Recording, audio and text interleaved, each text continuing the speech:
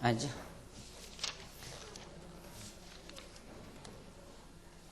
31장이죠.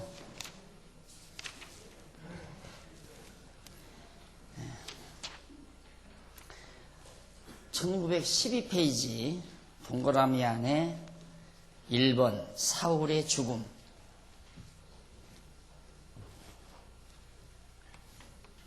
반역자들의 진멸 가운데 첫째가 사울의 죽음이죠.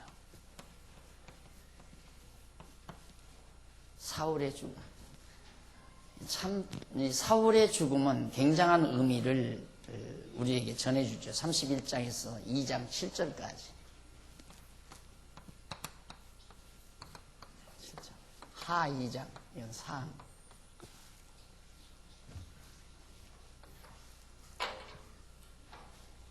사울이 그동안 다윗을 죽이지 못해 안달을 했던 아주 대적 중에, 반역자 중에, 쉽게 말해서 다윗에게 있어서는 대적 중에 대적이죠. 다윗의 생명을 가장 노렸던 자가 바로 사울이었으니까요. 그런데 사울이 급기야 죽음에 이르게 됩니다. 31장 1절로 6절에 보면 사울과 그 아들들과 군대가 블레셋에게 패하고 죽죠. 묘하잖아요. 그러니까 다윗은 손 하나도 안 댔는데 사울을 누구가 죽이는? 블레셋 사람들이 와서, 블레셋이 쳐들어와서 사울만 죽이는 게 아니라 그 아들들, 그러니까 삼족을 멸한다고 그러잖아요. 정적은 삼족을 멸해야 된다. 왜? 들고 일어나니까. 사울의 왕가가, 사울 왕가가 완전히 망하게 됩니다. 1절. 블레셋 사람이 이스라엘을 침해, 이스라엘 사람들이 블레셋 사람 앞에서 도망하여 길보아 산에서 엎드러져 죽으니라. 블레셋 사람들이 사울과 그 아들들을 쫓아 미쳐서 사울 아들 요나단과 아비나답과 말기수아를 죽이니라. 사울이 패전함에 활 쏘는 자가 따라 미치니 사울이 그 활 쏘는 자를 인하여 중상한지라. 자, 블레셋 사람들이 사울과 그 아들들을 쫓아 미쳐서 사울의 아들 요나단과 아미나답과 말기수아를 죽였다고 그랬어요. 여기서 가장 안타까운 게 요나단의 죽음이죠. 요나단의 죽음. 요나단은 다윗의 절친한 친구고 다윗의 생명을 철저히 보존해 주려는, 보호해 주려는 그런 참 좋은 친구였습니다. 그런데 요나단이 제일 먼저 죽어요. 근데 이건 사실 아무리 다윗과 친하다 하지만 요나단이 살아있는 한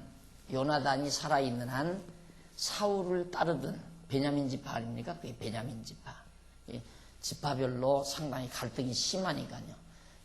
베냐민 지파 사람들은 요나단이 살아있는 한 언제나 요나단을 구축으로 해서, 요나단을 주축해서 다시 일어나고 싶은 충동이 있기 마련이죠.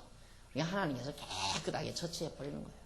아들부터 처치한 다음, 그 다음 이어서 사울이 전쟁에서 패하고 나니까 활 쏘는 자가 따라 미치니 사울이 그 활 쏘는 자를 인하여 중상을 당하고 맙니다. 그러니까 블레셋 소년에 의해서 결국 사울 왕이 패배하고 도망치다가 바로 중상을 당했는데, 그가 병기든 자에게 이르되, 사울이 병기든 자에게 이르되 네 칼을 떼어 나를 찌르라. 할 리 없는 자들이 와서 나를 찌르고 모욕할까 두려워하노라. 자기가 부상을 당하고 나니까 이제는 죽는 것이 틀림없는데 블레셋 사람들의 손에 죽는다는 게 창피하단 말입니다. 사울이 볼 때. 그러니까 자기 군졸에게 나를 찔러 죽이라고 그랬어요. 그러나 병기든 자가 심히 두려워하여 즐겨 행치 아니하는지라. 이에 사울이 자기 칼을 취하고 그 위에 엎드려서 자결해버리고 맙니다. 중상은 이미 당한 상태고 자기 신하에게, 부하에게 자기를 죽여달라고 했지만 어떻게 감히 자기 상사를 죽일 수 있습니까? 두려워서 못 죽이니까 자기 칼을 빼서 가슴에 꽂고 그냥 엎드려서 죽어버리고 말았어요. 그렇게 비참하게 남을 죽이려던 사울이 도리어 그 창에 자기 자신이 찔려 죽는, 자결하는 그런 역사의 도련님. 이처럼 역사란 변화무쌍한 겁니다. 우리 인간의 생각대로 계산대로 되지지 않는 것이 역사 섭리죠. 한참 사울이 막 서슬이 펄을 했을 때야 틀림없이 다윗은 사울의 손에 죽는다. 누구나가 그렇게 예감할 수 있죠. 다윗은 언제 죽어도 사울의 손에 죽을 것이다. 그러나 판도는 달라지잖아요. 판도는 완전히 달라져 버리죠.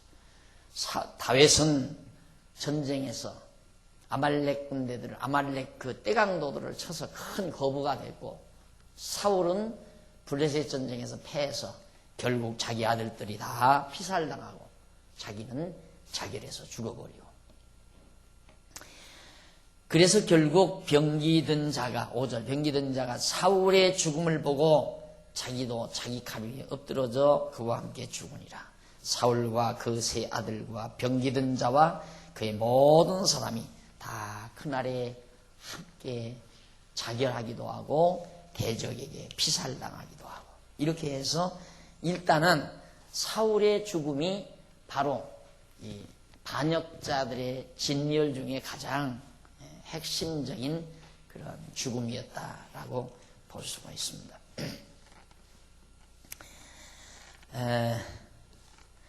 자, 그 다음 이제 31장 7절로 13절에 보면 블레셋 사람들이 죽은 사울의 목과 갑옷을 가지고 이제 돌아갑니다. 골짜기 저편에 있는 이스라엘 사람과 요단 건너편에 있는 자들이 이스라엘 사람들의 도망한 것과 사울과 그 아들들의 죽었음을 보고 성읍들을 버리고 도망하며 블레셋 사람이 이르러 거기 거하니라.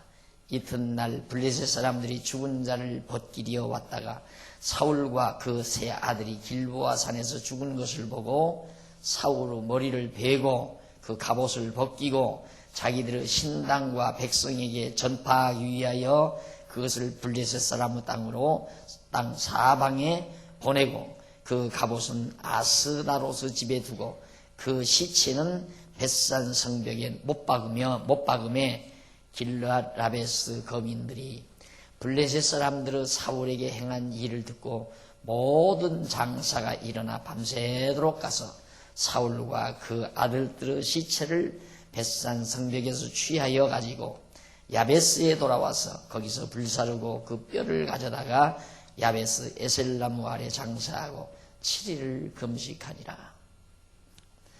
자, 사울의 시신이 비참하게 되죠. 블레셋 사람들이 와서 사울의 목을 잘라서 가지고 갑니다. 이유는 블레셋의 승리를 자축하기 위한, 그리고 모든 블레셋 사람들에게 사실대로 승리했다는 사실을 확정시키기 위한 증거물로, 그리고 사울의 입었던 갑옷도 다 벗겨가지고 가서 자기들이 신당에다가 그걸 보관을 하죠. 왜? 전쟁의 승리를, 전쟁에 승리한 것을 기념하는 기념품으로 그걸 보관하게 된 겁니다. 그러자, 그리고는 이제 그 나머지 시체들은 전부 벽에다가 다 시신들을 다, 아주 악랄한 거죠.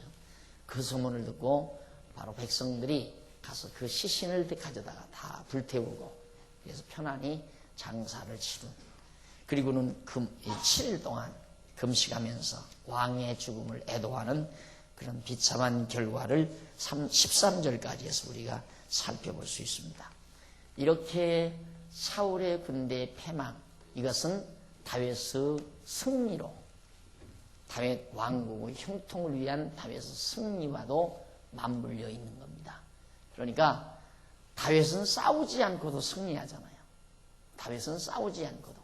그러니까 다윗이 힘이 있고 능력이 있어서 이렇게 반역자가 진멸되는 게 아니라 결국 하나님께서 다윗을 높이기 위해서 하나님께서 다윗을 진멸하는 거죠. 마찬가지로 장차도 만왕의 왕 되신 예수 그리스도가 이 땅 위에 성도의 나라를 이루실 때 그동안 교회를 핍박하고 반대하고 하는 어두움의 세력들, 짐승권세죠. 음녀권세, 짐승권세, 이 모든 권세들이 다 패망할 것은 요한 예시록에 이미 예언되고 있는 겁니다. 그러니까 짐승 권세와 음료 권세, 그리스도 권세를 대적하는 권세들이죠. 이들의 패망에 대한 하나의 예언적인 모형과 그림자로서의 모습이라고 우리가 그렇게 비춰지고 있는 겁니다. 그 다음 이제 열왕기하로 넘어갑니다. 열왕기하 1장에서 1절로 10절, 1장 1절로 10절까지 보면 다윗이 소년으로부터 사울이 패망했다는 소식을 듣게 돼요. 사울이 죽었다는 소식을.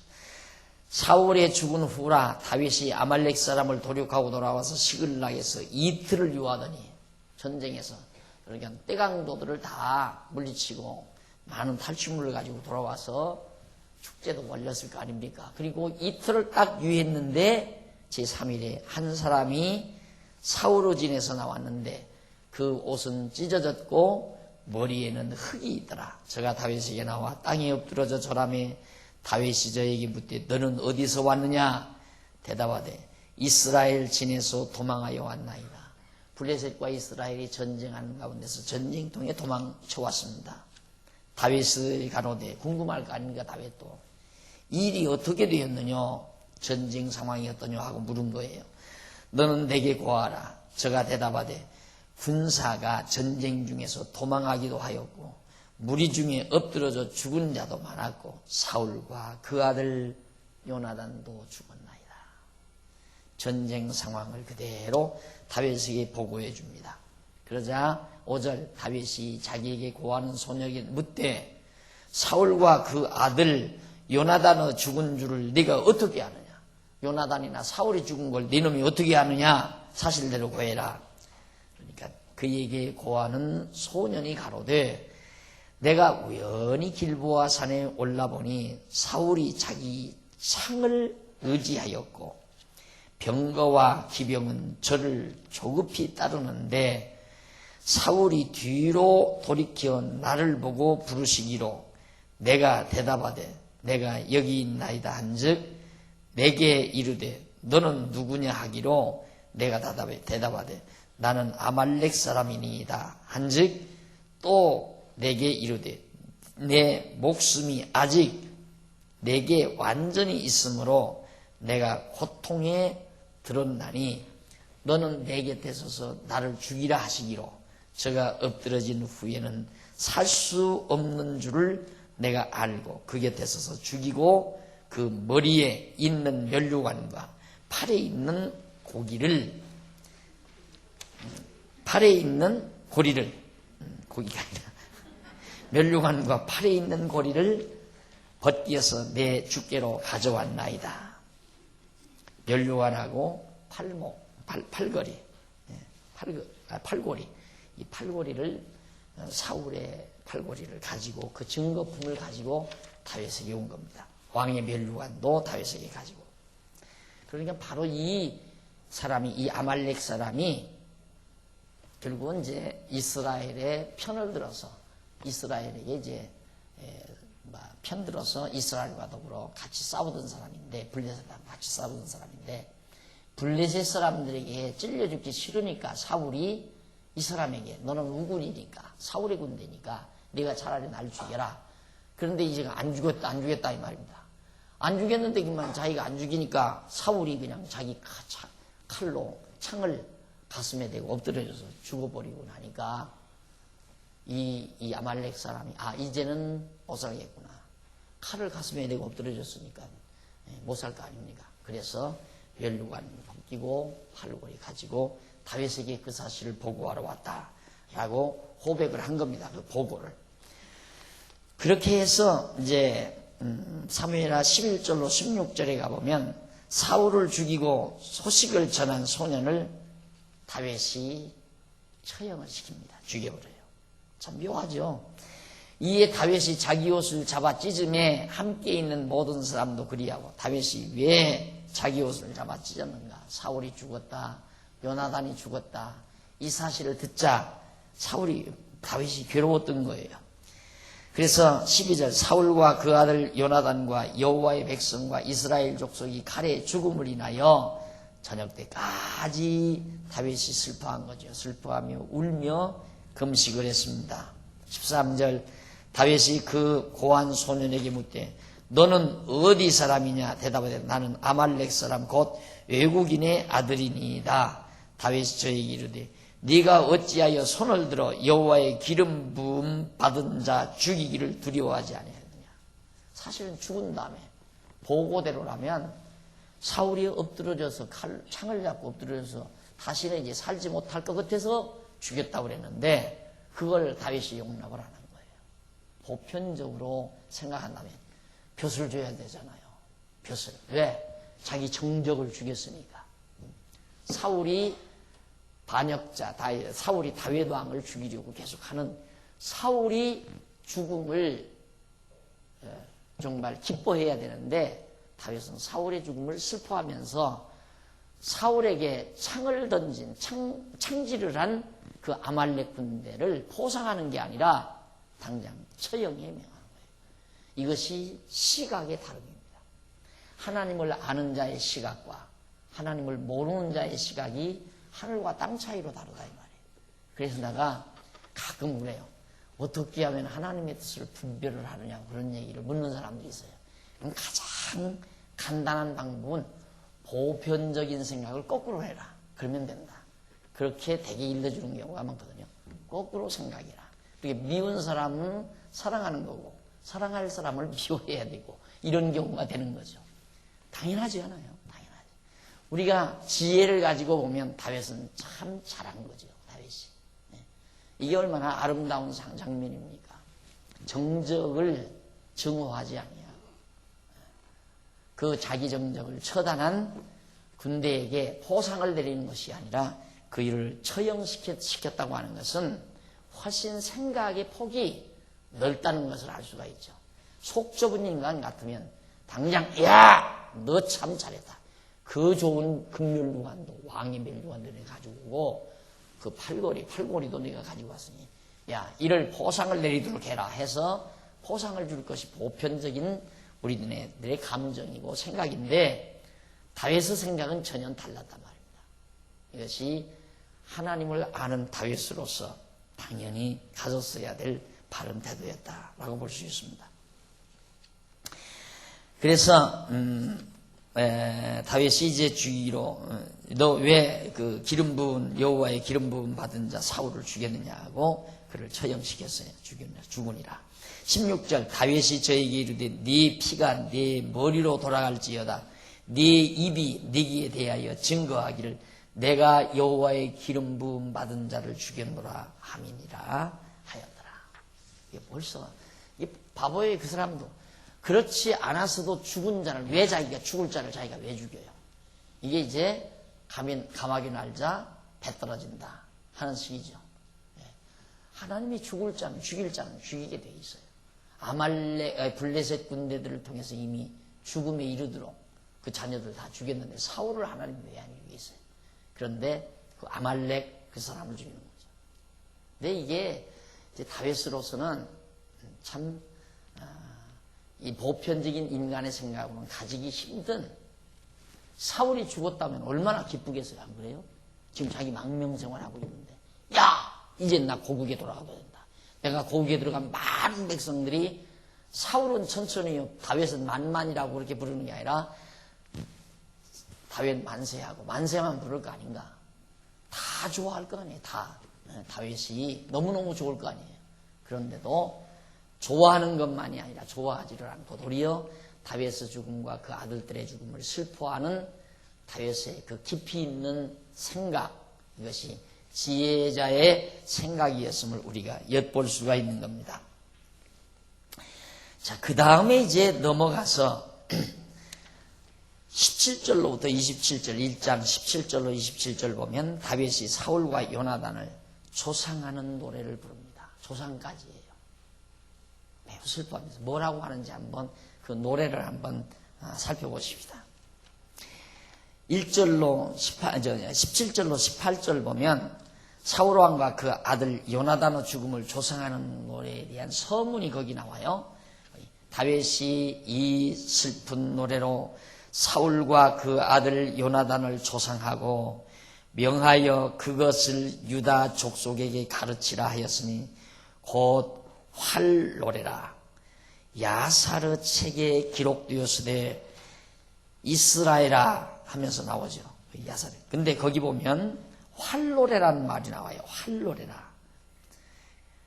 그러니까 다윗이 자기 혼자만 사울과 사울의 아들들의 죽음을 슬퍼하는 노래를 부른 게 아니라 그걸 전 백성들에게 다, 모든 백성들에게, 유다 모든 족속들에게 가르치도록 한 겁니다.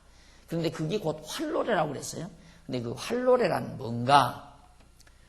이쪽 119페이지, 1919페이지에 거기 보시면 위에서 7째 줄에 나오죠. 카세트란 말이에요. 6째 줄 중간에 보면 18절 후반에 곧 활노래라고 번역된 말은 히브리 원문으로 카세트라고 하는데, 이는 활 또는 활 가진 병사를 뜻하는 말이다. 활 가진 병사. 그래서 이 노래가 야사르 책에 기록되었다. 그래서 야사르 책은 히브리 원문으로 세펠 하야샬이라고 하는데, 이는 올바른 사람의 책 혹은 의로운 사람의 책이라는 말이다. 그리고 그 내용이 역사적 자료로서의 가치가 충분한 고대의 문서지만 현재는 남아있지를 않는 아주 유명한 책이었습니다. 야사르 책. 그러니까 정직한 자, 올바르게 기록해 놓은 글, 그 역사책이 쉽게 말하면. 그러니까 결국 이 노래는 활 가진 자의 노래, 활노래라 하는 말은 활 가진 병사를 뜻하는 것. 활 가진 병사. 그러니까 사울도 활을 가졌고, 그다음 아들들도 다 활을 가지고 있는데 그들에 대한 노래다라는 그런 뜻으로 지금 그들을 조문하며 부른 노래입니다. 그 다음 19절로 20절에 보면 다윗이 사울왕과 요나단 죽음에 대한 수치스러움을 노래해요. 19절부터 보면 그 죽음이 너무나도 수치스럽다 이 말이죠. 이스라엘아, 너의 영광이 산 위에서 죽임을 당하였도다. 오호라, 두 용사가 엎드러졌도다. 두 용사는 사울과 요나단을 말하는 겁니다. 이 일을 가드에도 고하지 말며 아스글론에도, 이 가드나 아스글론은 다 블레셋 땅이에요. 고하지 말며 아스글론엔 거리에도 전파하지 말지어다. 블레셋 사람의 딸들이 즐거워할까? 할례받지 못한 자들의 딸들이 개가를 울까 염려로다. 창피하다 이거예요. 우리 이스라엘의 부모, 이스라엘의 왕 사울이 죽었고 이인자인 요나단이 전사를 당했다는 이 말이 블레셋 땅에 전파되는 것은 같은 민족으로서 창피하고 수치스러우니까 블레셋 땅에는 이 말이 전파되지 않았으면 좋겠다는 걸 노래 삼아 부르고 있는 겁니다. 대국심에 대한 얘기죠, 쉽게 말합니다. 그리고 이제 21절로 22절에서는 요나단이 죽은 길보아 산을 저주하는 노래. 이놈의 산아, 너만 없었으면 요나단이 안 죽었을 거 아닌가. 그러니 요나단의 죽음을 굉장히 애도합니다. 어떻게 보면 인간들의 보편, 내가 늘 강조하지만 그냥 보편적으로 생각하면 아무리 요나단이 자기의 친한 친구였다 하지만은 아버지가 죽은 다음에 요나단이 어떻게 변심할지 어떻게 알아요? 백성들이 요나단을 다 죽여 세우면 또 다윗 자기 자신이 왕의 자리에 앉는다는 게 위태롭잖아요. 의심스럽다 이 말이죠. 그러나 다윗은 그런 생각하지 아니한 것은 이미 하나님께서 자기를 이스라엘의 왕으로 예선되어 있다는 걸 알고 있어요. 그러니까 구태여 그런 것에 대한 어떤 염려라든가 근심을 하지 않죠. 다만 요나단이 자기의 생명의 은인이라는 것, 자기 아버지 편을 들지 않고 결국 다윗의 편을 들어서 자기를 어떻게든지 죽음에서 모면하게 만드는 그런 참으로 순수한 친구였는데 이 친구가 죽었다는 게 너무나도 슬픈 거예요. 그래서 21절 거기 보면 길보아 산들아, 너희 위에 우로가 내리지 아니하며 재물 낼 밭도 없을지어다. 재물을 낼, 그러니까 여러 가지 재물을 만들어낼, 과일이라든가 곡식이라든가 이런 낼 밭도 없을지어다. 왜? 우로가 내리잖아요. 그러니까 그 길보아 산이 저주받았으면 좋겠다 이거예요.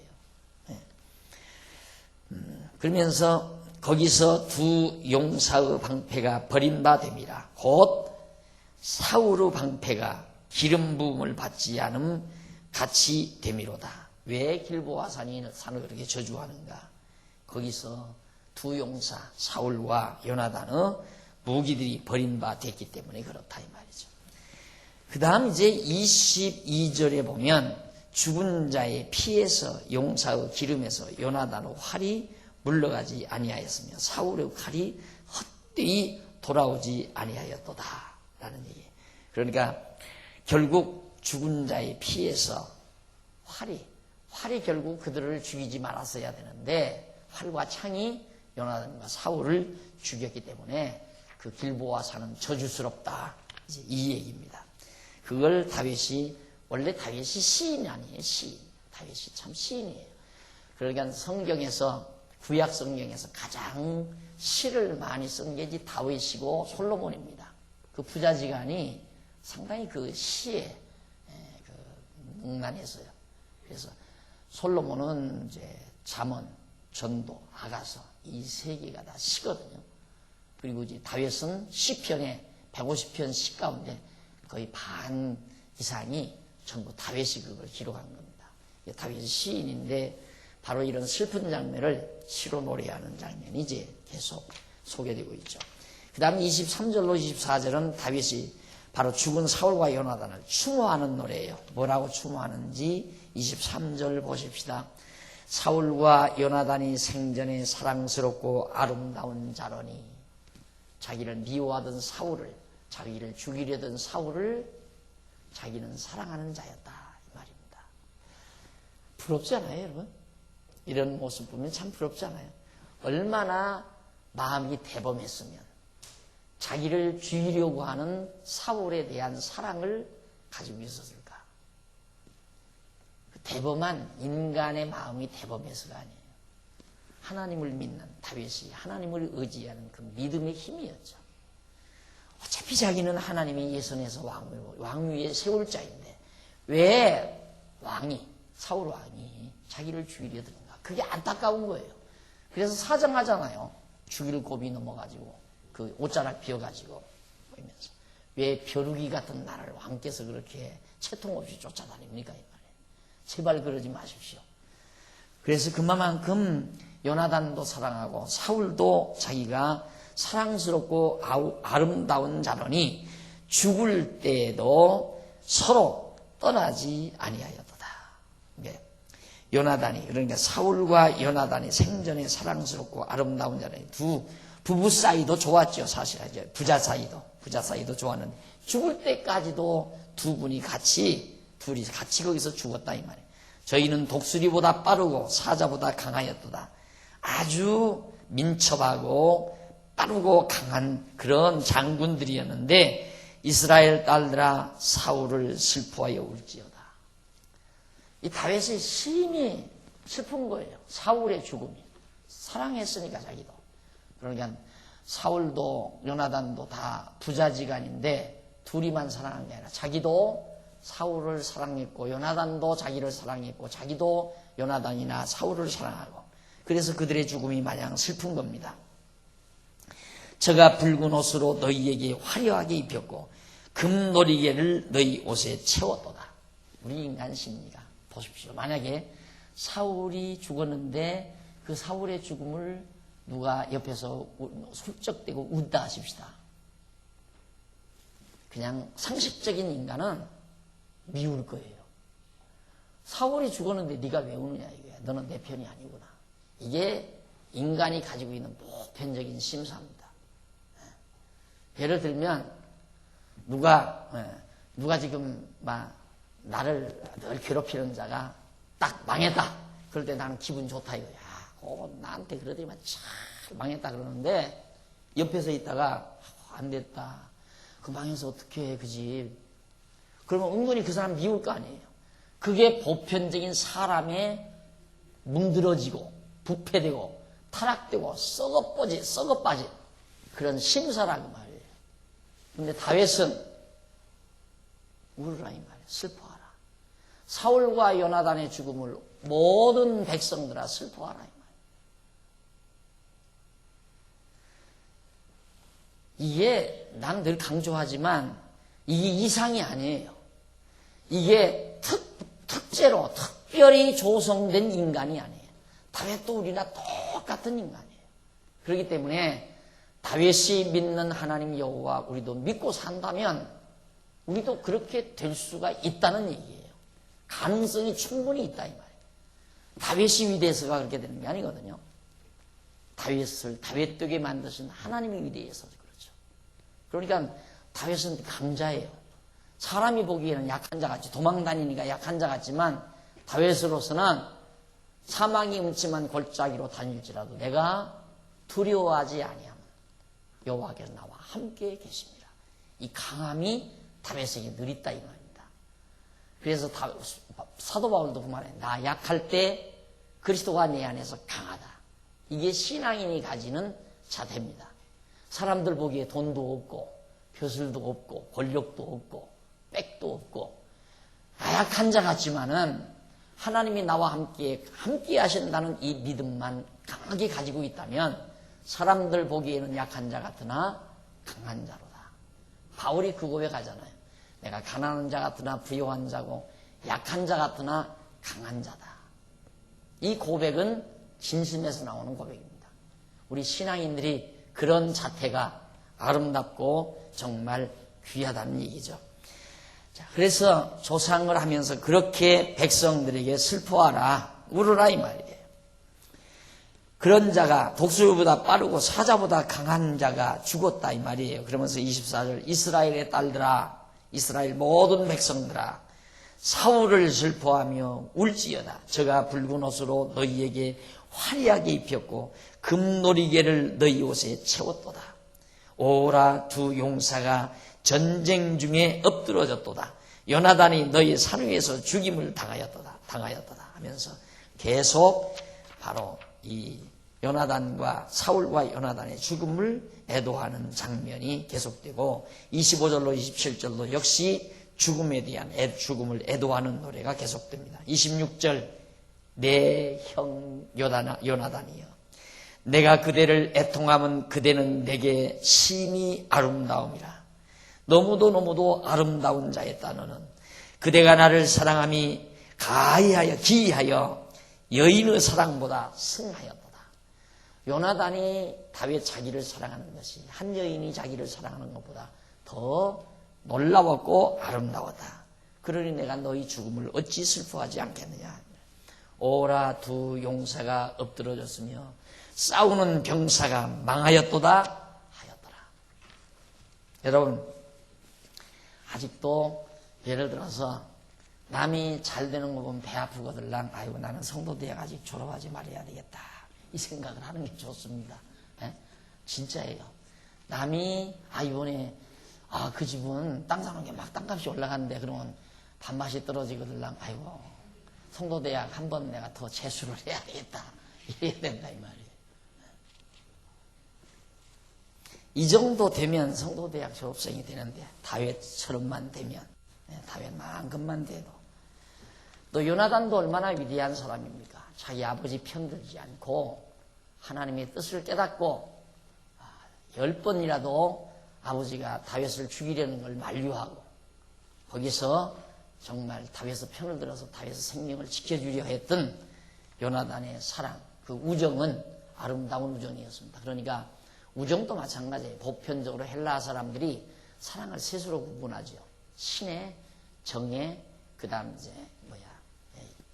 우애, 벗, 친구끼리의 사랑 이게 나오는데 사실은 그리스도 안에서는 우애도 친구의 사랑도 다르잖아요.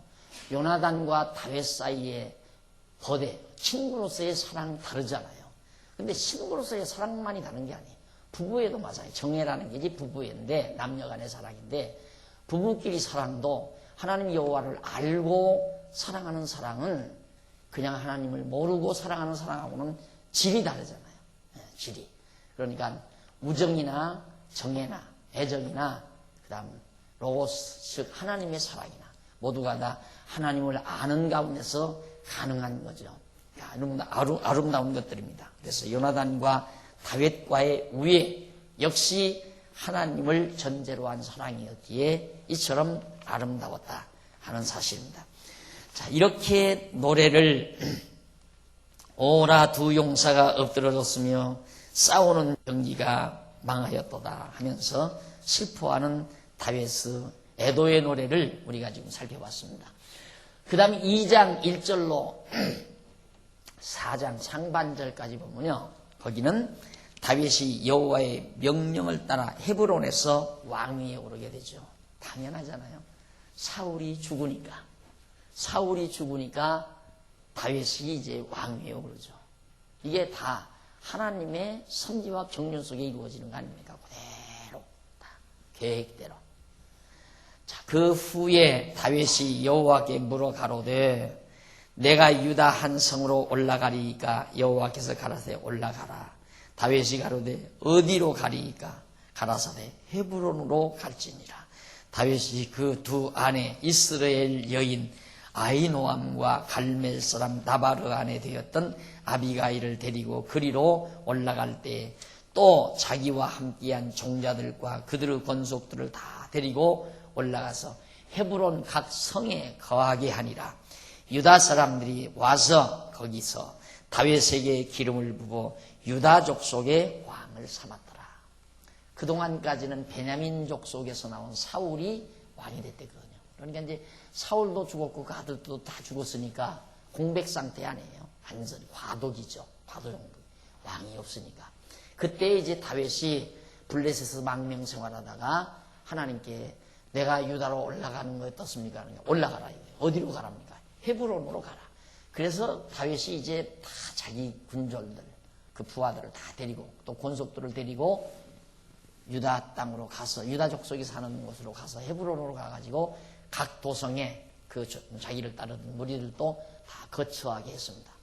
그러니까 그렇게 거처하게 되니까 유다 족속들이 다른 지파 족속들은 말고 유다 지파에 살고 있는 유다 족속들이 다 모여와서 다윗에게 기름 부어서 왕 만세, 다윗 왕 만세하고 왕 세워버리고 만 거예요.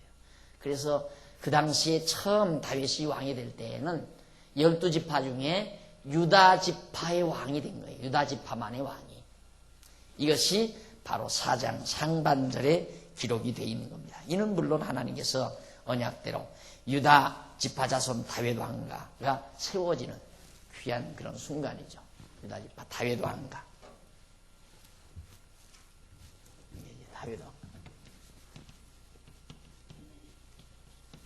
이게 이제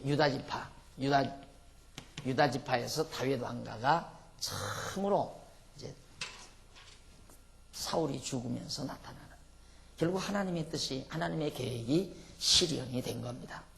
그래서 4절 하반절로부터 7절까지 보면 다윗이 사울을 장사한 길르앗 야베스 사람을 축복을 합니다. 끝까지 사울의 시신까지라도 다윗이 돌보아주는 그런 미덕을 잘 보여주고 있습니다. 혹이 다윗에게 고하여 가로되 사울을 장사한 사람은 길르앗 야베스 사람들이니이다 하며 다윗이 길르앗 야베스 사람들에게 사자들을 보내어 가로되 너희가 너희 주 사울에게 이처럼 은혜를 베풀어 장사하였으니 여호와께 복을 받을지어다.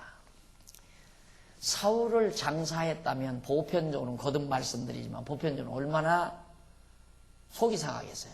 그냥 까치들이 와서 공중에 새들이 와서 쪼아 먹든가 들짐승들이 와서 뜯어 먹든가 내 던져버리지. 그런 못된 인간, 자기를 죽이려고 했던 사람. 그걸 왜 장사들이 그 어느 놈들이냐, 당장 불러들이라 해서 곤장을 치든가 감옥살이를 시키든가 아마 보편적으로는 그랬을 거예요. 그런 못된 놈들하고. 근데 다윗은 정반대였어요. 잘했다 이거예요. 그래서 그들에게 복을 빌면서 너희가 이 일을 하였으니 이제 여호와께서 은혜와 진리로 너희에게 베푸시기를 원하고 나도 이 선한 일이라고 하잖아요. 자기 원수의 시신을 장사 지낸 일이 참 선한 일이다. 왜? 그 모든 일이 하나님의 뜻 가운데서 되지는 일인 줄 다윗은 알고 있어요. 사울이 왕된 것도 하나님의 뜻 가운데서 어쨌든 사울 기름 부어서 세운 거란 말입니다. 자기가 왕위에 오르는 것도 하나님의 정하신 뜻 가운데서 이루어지는 거고. 그러니까 사울을 자기가 미워할 이유가 없잖아요. 하나님의 뜻대로 되어지는 일인데. 그래서 이 선한 일, 사울의 시신을 잘 장사 지낸 이 선한 일을 너희에게 내가 갚겠다 하면서 7절 이제 너희는 손을 강하게 하고 담대히 할지어다 너희 주 사울이 죽었고 또 유다 족속이 내게 기름을 부어 너희 왕을 삼음이니라. 그러니까 내가 너희들을 절대 잘 돌봐주겠다 이거예요. 그래서 사울 왕의 시신을 장례 지낸 자들이 사울 왕의 다윗 왕의 사랑을 받게 됩니다. 보호를 받게 되고. 자, 그 다음, 자, 이렇게 해서 일단은 사울 왕의 주급 대적 중에 사울 왕이 다윗을 대적하던 무리들 사울 왕 집안과 그 아들과 그에 따르는 자들이 이제 멸망을 당했는데 두 번째는 아브넬 신복들 멸망입니다. 아브넬 신복들.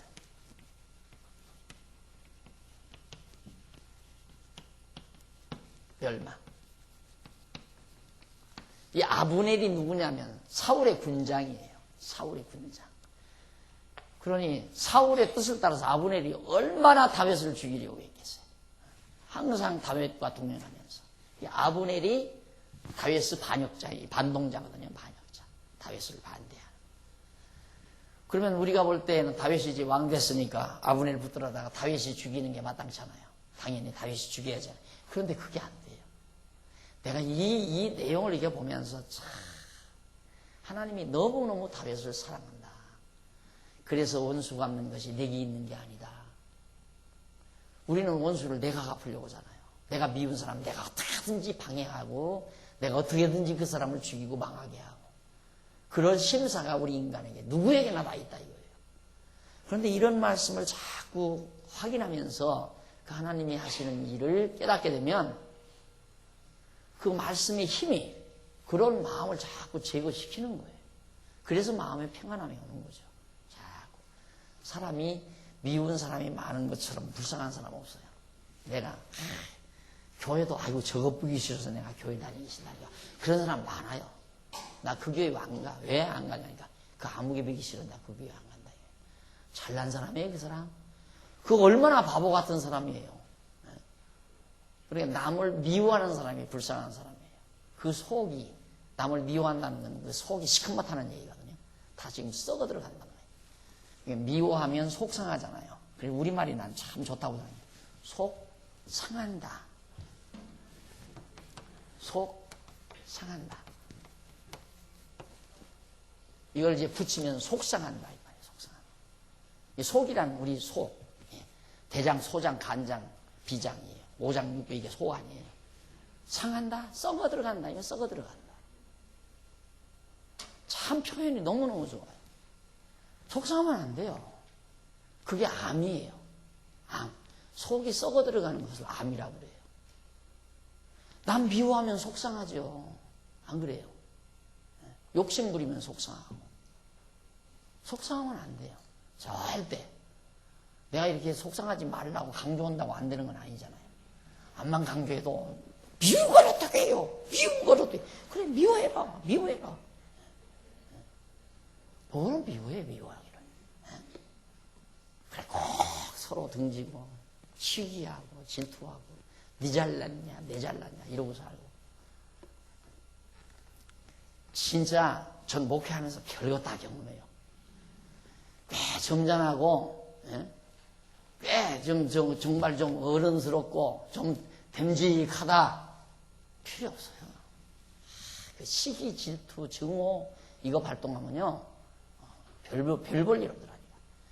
너무너무 이 속상한 놈 속상한 놈. 왜 속을 상해? 다윗은 지금 나이 젊어요. 너무너무 젊어요 다윗이. 그런데도 얼마나 대단해요. 얼마나. 자기를 죽이려는 사울도 대적들도 하나 자기 손 안 대고도 하나님 내 편이면 날 위해 주어요. 걱정할 거 없어요. 그러니까 하나님 함께하는 자 미워해서는 안 된다니까. 우리는 그렇게 생각하죠. 내가 미워하면 하나님도 미워하는 줄 알아요. 천만의 말씀. 내가 미워하는 사람 하나님이 사랑하는 사람 많아요. 그러니까 생각해 보십시오. 하나님이 사랑하는 자를 내가 미워하면 하나님이 날 미워하겠어요? 안 미워하겠어요? 날 나쁜 놈이라고 생각할 거 아니에요. 내 사랑하는데 네가 왜 미워해?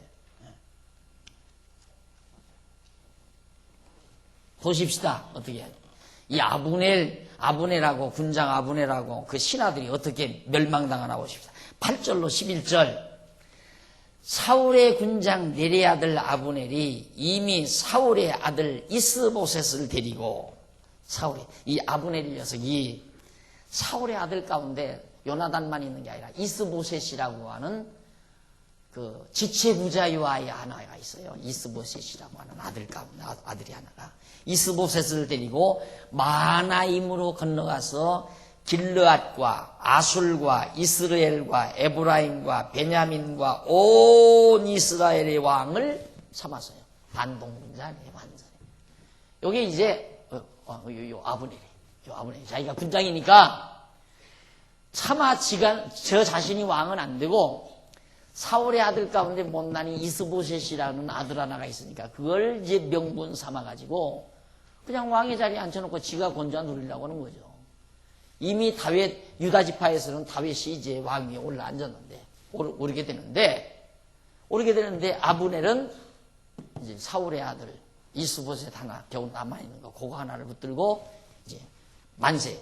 나머지 11지파, 대부분 많은 이스라엘 백성들의 호응을 받아가지고, 만세를 불렀다, 이 말입니다. 그러니 이게 얼마나 큰 일입니까? 이게 이제 우리나라 남북 갈라지듯이 비슷한 거 아니에요? 남북이 갈라지. 그래서 이제 나중에 이게 화근이 돼가지고 솔로몬 말기 때에 북이스라엘과 남쪽 유다로 이제 쫙 갈라지는 거예요. 또 그게 결국 하나님께서 갈라놓으신 거지만은. 그래서 10절 사울의 아들 이스보셋이 비로소 이스라엘 왕이 될 때 나이 40세며 2해 동안 위에 있으니라. 유다 족속은 다윗을 따르니 다윗이 헤브론에서 유다 족속 왕이 된 날수는 7해 6달이더라. 한 7년 동안 헤브론에서 다스렸죠, 다윗이. 그리고 이제 나머지는 그 사울의 아들 이스보셋이 저 아브넬의 조종을 받아가지고 나라를 다스리게 되고. 자, 이렇게 이제 심각하게 나라 사정이 돌아가는데 2장 12절로부터 17절 보면 다윗의 신복들이 이스보셋의 신복들과 싸움에서 이기게 됩니다. 서로 신복끼리. 그러니까 다윗의 군대하고 이스보셋의 군대하고 싸움을 싸우는데 한번 보십시다. 12절. 네리의 아들 아브넬과 사울의 아들 이스보셋의 신복들은 마하나임에서 나와서 기브온에 이르고, 그리고 수루야의 아들 요압과 다윗의 신복들도 나와서 기브온 목가에서 저희를 만나 앉으니 대결을 했어요. 그러니까 다윗의 군대들하고 그 다음 이스보셋 사울의 군대들이죠. 만나서 또 대진을 했다 이 말입니다. 이는 못 이편이요 저는 못 저편이라. 못 저수지 저편 이쪽. 그래서 아브넬이 요압에게 이르되, 요압은 다윗의 장군이고 헷갈리지 마십시오. 아브넬은 사울의 장군. 이스보셋. 사울 이스보셋이죠. 요압은 다윗의 군장. 요압하고 아브넬하고 이제 군장끼리 또 만났어요. 만나가지고 어떤 얘기가 오고 가느냐면, 자, 저희가 일어나 요압에게 이르되 14절 아브넬이 요압에게 이르되 청컨대 소년들로 일어나서 우리 앞에서 장난하게 하자. 요압이 가로되 일어나게 하자 하매 저희가 일어나 그 수요대로 나아가니 베냐민과 사울의 아들 이스보셋 편에서 12이요 다윗의 신복 중에서 12이라. 여기서 장난하게 하자. 뭐 그냥 놀이 시키자는 얘기가 아니에요. 한번 보십시다. 그 말이 무슨 뜻인지. 1925페이지 위에서 5째 줄 뒷부분에 보시면 여기 장난하다라는 동사는 히브리 원문으로 사크라고 하는데 이는 놀다 그리고 조롱하다 또는 경멸하다라는 의미입니다. 이게 대결시키자 이 말이에요. 서로가 경멸해서 한번 대표로 싸움을 시켜보자. 너 편이 이기는지 우리 편이 이기는지. 그러니까 게임은 즐기기 위해서 하는 거 아니에요. 게임보다는 전쟁편으로. 이건 완전히 살상극이에요. 누 편이 이기는지 우리 편이 이기는지 대표로 뽑아서 한번 전쟁시켜보자. 왜? 서로 싸우면 다 죽잖아요. 그러니까 싸울 필요 없이 대표로 나가서 누가 이기면 그냥 다 손들고. 그래서 내가 가끔 그러잖아요. 노무현 대통령하고 김정일 위원장하고 그냥 가위바위보 했으면 제일 편안하겠다. 여기서 전쟁 일어나면 또 지금 한 양쪽 다 못 해봤댔자 8천만이 못 되는데 6.25 동란 안 일어났으면 1억 넘었을 거 아니에요. 그러면 상당히 이제 인구로도 강국인데 전쟁 또 일어나면 얼마가 죽을지 어떻게 알아요. 그러니까 가위바위보 얼마나 편하네요. 그렇게 했으면 참 좋겠는데 내 말을 안 듣잖아요. 여기 지금 이 사람들이 얼마나 영리해요. 이 두 군장이 요압하고 아브넬하고 야 우리 대피 뽑아 너희 싸움 잘하는 놈 12 뽑고 우리도 12 뽑고 한번 시켜보자.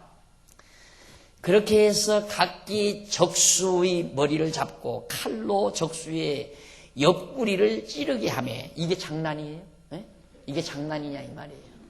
근데 번역을 장단하게 하자 이렇게 번역을 해서 잘못한 거죠. 대결시키자 이렇게 번역을 해야지. 찌르며 일제히 쓰러진지라. 그러므로 그곳을 헷갈 핫수람이라 일컬었으며 기브온에 있더라. 그날의 싸움이 심히 맹렬하더니 아브넬과 이스라엘 사람이 다윗의 신복들 앞에서 패하니라. 자, 이렇게 해서 결국 그 군장 아브넬이 망하는 거예요. 가만히 있으면 얼마나 좋아요. 저가 세력이 강하잖아요. 11지파에다가 왕통 정통으로 사울왕의 아들 대를 위해서 정통으로 왕이 되고 다윗은 사실은 왕가가 아니라 두드러 나오는 거란 말이에요. 불쑥 유다지파에서 하나 불쑥 나오는 거니까 백성들이 유다지파 따르겠어요. 지금까지 사울왕을 다 추종했으니까 다 이쪽으로 뭘로 보나 아브넬이 유리하죠. 그런데 아브넬이 유다지파마저 삼키고 싶어서 다윗만 처치해버리면 다 모든 12지파가 다 자기를 따르고 자기들이 다 지배할 수 있지 않는가. 그런 욕심 때문에 아브넬이 꾀를 내서 요압과 대결하다가 결국 아브넬이 망하게 됩니다. 패전하게 되죠. 이렇게 해서 18절로 23절에 보면 아사헬이 아브넬의 뒤를 쫓아가서 창에 찔려 죽음을 당합니다. 자, 그곳에 스루야의 세 아들 요압과 아비새와 아사헬이 있었는데 아사헬의 밭은 들노루같이 빠르더라. 아사헬의 발은 들노루같이 빠르더라. 아사헬이 아브넬을 지금 아브넬의 군사들이 계속해서 패하는데 요압 장군의 그 요압 장군에게 서 있는 아사헬이라는 사람이 다윗의 군대죠. 너무나도 빠르고 아주 민첩해서 누구를 쫓아가냐면 아브넬 군장을 쫓아가요. 쫓아가 달려가되 좌우로 치우치지 않고 아브넬의 뒤를 쫓으니 아브넬이 뒤를 돌아보며 가로되 아사헬아 너냐 대답하되 내로라. 아브넬이 저에게 이르되 너는 좌편으로나 우편으로나 치우쳐서 소년 하나를 잡아 그 군복을 빼앗으라 하되 아사헬이 치우치기를 원치 않고 그 뒤를 쫓음에 아브넬이 다시 아사헬에게 이르되 너는 나 쫓기를 그치라. 내가 너를 쳐서 땅에 엎드러지게 할 까닭이 무엇이냐. 너 날 쫓아오지 말아라. 왜 날 죽이려고 쫓아오느냐. 사울의 군장 아브넬이 그렇게 이제 만류했습니다. 그렇게 하면 내가 어떻게 네 형 요압을 대면하겠느냐 하되 저가 치우치기를 싫어하며 아브넬이 창 끝으로 그 배를 찌르니 창이 그 등을 꿰뚫고 나간지라. 곧 그곳에 엎드러져 죽음에 아사헬의 엎드러져 죽은 곳에 이르는 자마다 머물러 섰더라. 결국 요압의 형제, 요압의 동생이 이 아브넬에게 창에 찔려 죽었어요. 요압 장군의 동생이 아브넬을 뒤를 추격해서 아브넬을 죽이려고 했는데 아브넬이 뒤돌아서서 창으로 찔러서 이제 요압 장군의 동생 아사헬을 죽이게 된 겁니다. 이게 이제 화근이 되는 거죠. 그래서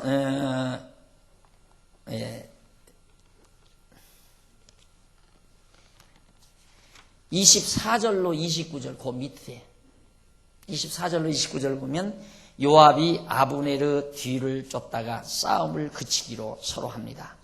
요압과 아비새가 아브네르 뒤를 쫓아 기브온 거친 땅의 길가 기야 맞은편 암마산에 이를 때 해가 졌고 베냐민 족속은 함께 모여 아브네를 따라 한때를 이루고 작은 산 꼭대기에 섰더라.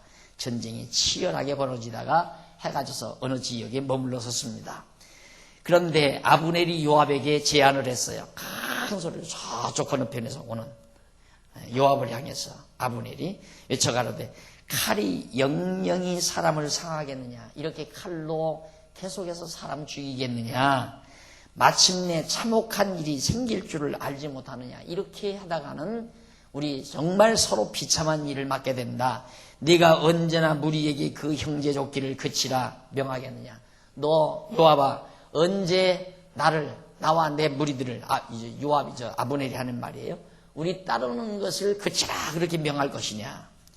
그 말을 하니까 요압이 있다는 말이, 요압이 가로되 하나님이 사시거니와 네가 혼단의 말을 내지 아니하였다면 무리가 아침에 다 돌아갔을 것이요 그 형제를 쫓지 아니하였으리라 하고 나팔을 불매 온 무리가 머물러 서고 다시는 이스라엘 쫓아가지 아니하고 다시는 싸우지도 아니하니라. 요압이 대답을 해요. 야, 너 서로 대표 이렇게 12명씩 뽑아서 서로 대결하자고 네가 제안하지 않았냐. 네가 그런 소리 했기 때문에 이 무서운 전쟁이 이렇게 벌어진 것이다. 그래가지고 요압이 아브넬의 제안을 받아들여서 정전을 합니다. 휴전을 해요. 전쟁을 멈추고 이제 그대로 이제 싸움을 하지 않게 됐는데 29절 아브넬과 그 종자들이 밤새도록 행하여 아라바를 지나 요단을 건너 비드론 온 땅을 지나 마하나임에 이르니라. 계속해서 후퇴해 간 거죠. 그 혼단의 말이라고 하는 것은 다바르란 말이죠. 그 히브리어 나오죠. 27페이지. 이것은 말하다 또는 파괴적인 면에서 정복하다 그리고 선언하다. 네가 그렇게 하자고 선언했기 때문에, 전쟁을 내가 선언했기 때문에 이 전쟁이 일어난 건다. 난 거 아니냐. 네가 멈추자면 나도 멈추겠다 해서 바로 요압 장군이 휴전을 시키게 된 겁니다. 자, 그리고 났는데 그러면 이제 아브넬은 안 죽었잖아요. 신복들만 많이 멸망을 당하고 아브넬은 지금 살아있단 말입니다. 아브넬이 어떻게 망하는가 살펴봐야죠. 자, 30절로 32절 다윗의 신복들이 베냐민과 아브넬에게 속한 자를 멸합니다. 하여튼 아브넬에게 속한 자는 다 멸해요. 자, 어떻게 멸하는가, 거기서부터 다음 시간 아브넬에 속한 자 망하는 것과 아브넬이 어떻게 죽는가, 그 부분부터 다음 시간 말씀드리기로 하고 오늘 강의 여기서 마무리 짓도록 합니다. 기도하십시다. 전능하신 하나님 아버지, 살아계셔서 역사를 주관해 가시고 당신의 정하신 뜻을 따라 모든 일을 섭리해 가시는 모습을 오늘 또 다윗의 역사를 통해서 저희들이 살펴봤습니다. 하나님 아버지요, 정말 자기를 죽이려는 대적까지라도 사랑으로 포용할 수 있었던 다윗의 그 너그러운 모습을 우리는 한없이 부러워합니다. 하나님 아버지요, 다윗이 믿는 여호와 하나님, 우리도 믿고 경외하며 살기에 우리도 좀 더 마음이 넓어지기를 원하고, 우리 마음속에 도사리고 있는 온갖 비좁고 치사하고 초라하고 그리고 더러운 생각과 마음들이 다 고쳐질 수 있기를 간절히 소원하오니, 하나님 아버지요, 우리들도 다윗이 의지했던 그 하나님을 의지하면서 당당하게 하나님 편에서 살아가는 자들이 되게 해 주시옵소서. 연보한 사랑하는 종들 손길 기억하시고 아름다운 결실 맺어 하나님께 영광 돌려지게 하시옵소서.